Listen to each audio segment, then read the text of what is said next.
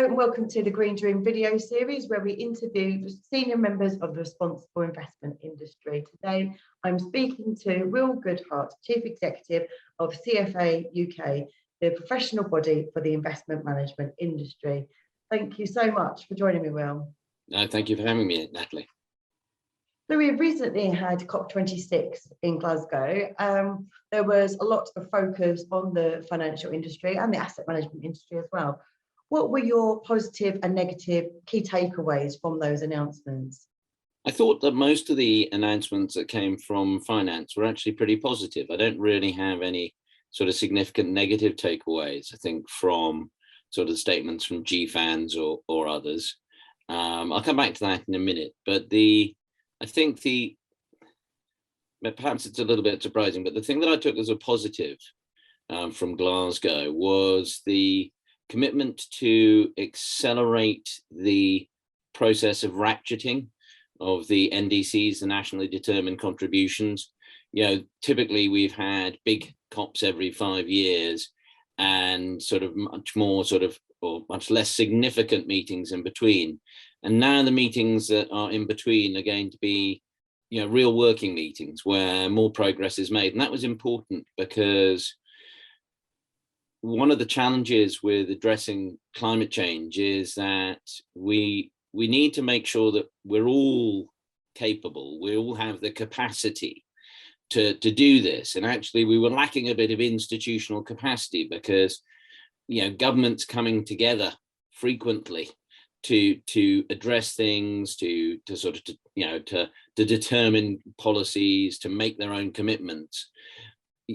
On a 5-year schedule, that would have been too infrequent for us to make the change that we really need to make in the time that we've got left to make it. So we were really pleased to see the maturing of the institutional framework for dealing with the climate crisis. And actually, if you think about capacity as having sort of three main parts, capacity buildings having three main parts. You've got your institutions, your governments, and your NGOs and the DFIs and so on. And then you've got the organizations, the firms, the companies. So the investment firms, the companies themselves who've got to start acting in certain different ways. And then we've all got our own sort of personal challenges about, am I able to contribute to that? And we have seen, I think, quite a lot of capacity building at organizational and personal level. And in some ways, the institutional level, I was a bit worried about. Is it going to be strong enough to drive policy and regulation in a way that then affects organizational behavior? And then our organization's going to be, you know, on the ball enough to actually drive their own activity by making sure that everyone they've got working for them is actually competent to be working in this space. So I think very pleased to see the development on institutions. I think the pronouncements from finance were fantastic. The only challenge with sort of, you know, the $130 trillion commitment is how do we make it real? Yeah, definitely. And I think it will be really interesting to see the progress. Hopefully there will be some a year from now, in a year's time, to see where we are. I really hope there is some real progress. And on that note, I mean, I went to COP26 and I felt like before the developments in the ESG investment industry were going really, really quickly. Everything was moving quite fast. But since COP26, it feels like we're about to enter an even more accelerated period of change, despite the fast-paced movements we've seen over the past few years. Do you agree? And what do you think might be causing this and what might happen over the next year or two? Yeah, no, really good question. I suppose I sort of yes and no, I think, in terms of agreeing with that. I definitely agree that we've seen an incredible acceleration and an increase in the amount of time and energy that's being invested in this topic and in actually delivering on sustainable investment by the investment sector, and I don't expect that to slow down at all. And in some respect, I expect it to speed up. But I wonder if there's just going to be a moment where we all take a breath and think, hang on, actually, we're moving really beyond rhetoric and sort of stated commitment into a phase where we have to actually demonstrate that we've made that commitment. It's no good just saying, in 20 years' time, we're going to have, we'll have progressed, to 50% towards aligning our portfolios with net zero, or actually that's mostly by 2030, those commitments are being made. I think a lot of people now are thinking, hang on, actually, how exactly are we going to do this? Now, in many cases, thankfully, I think people have those answers before they made the commitments. But in some cases, I suspect people thought, crikey, our competitors made that commitment, we've jolly well got to too. And now they're thinking, how do we actually do it?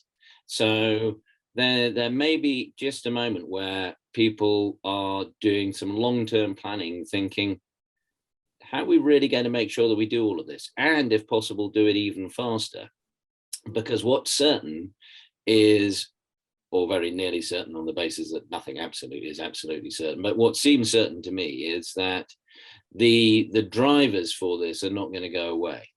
So government policy, personal consumption patterns, activities in the corporate sector all seem to be pointing towards an even stronger embrace of the need to act sustainably, and specifically and most urgently to address the climate crisis. And so I'm sure that you're right that pressure will continue and will probably grow. The only thing I wonder is if that we might see activity just plateau a little bit while everyone takes on board the commitments that the investment sector and finance more broadly has made at COP, looks ahead to the way that they will meet those commitments, and puts plans in place for exactly how they're going to do that across their organization. And that may mean that we see things continue broadly as they are for a little while before we really surge on to the next level.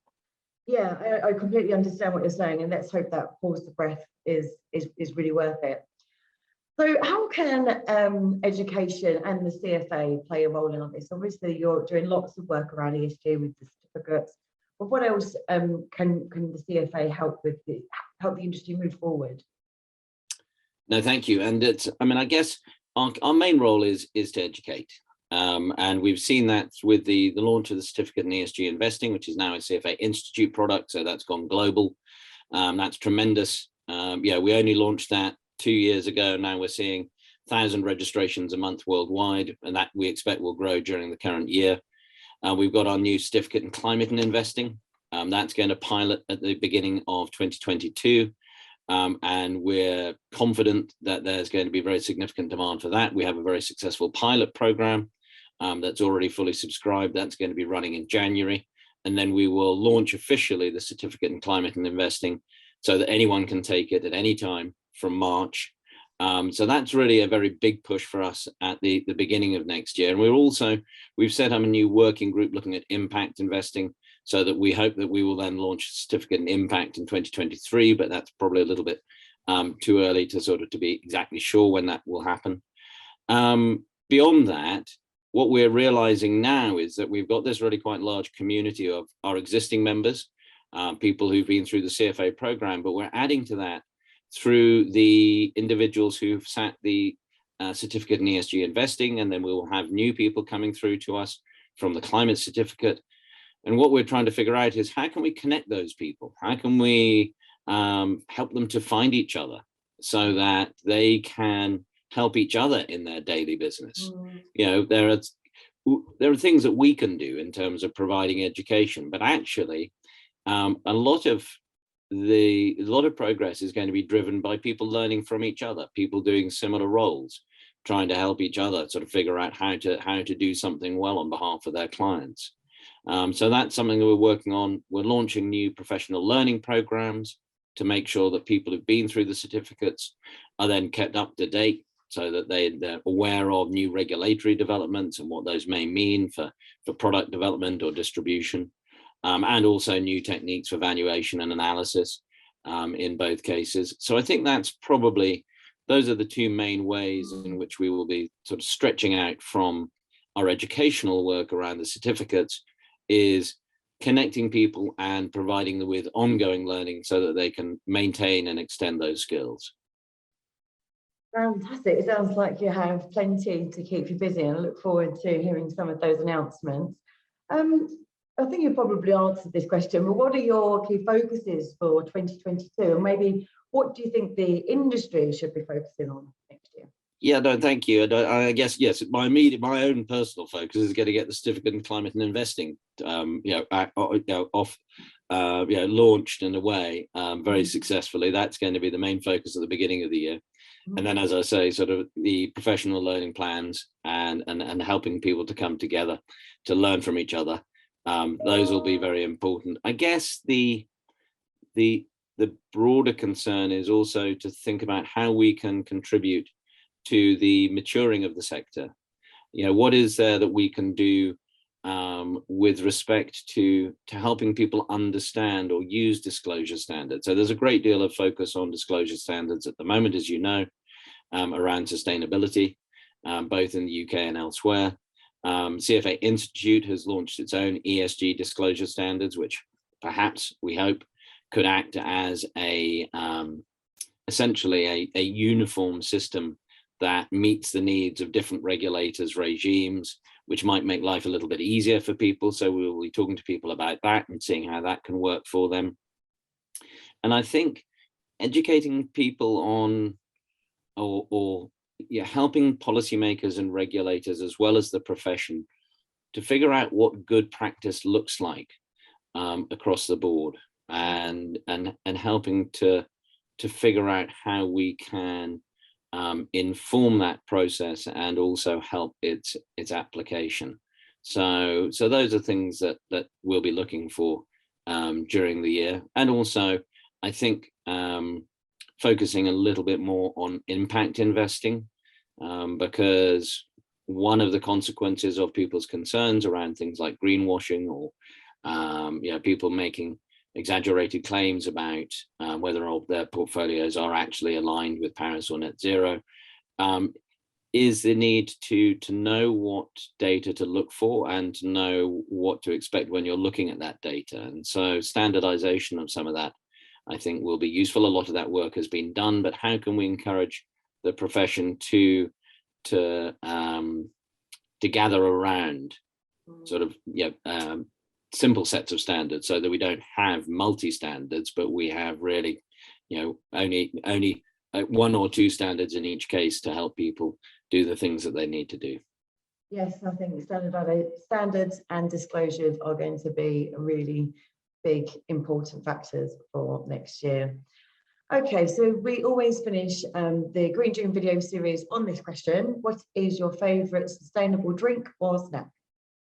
I was looking at this and I thought, I've got a rubbish answer for this, but anyhow, I'll give the best answer that I can. My favourite sustainable drink is water. Actually, I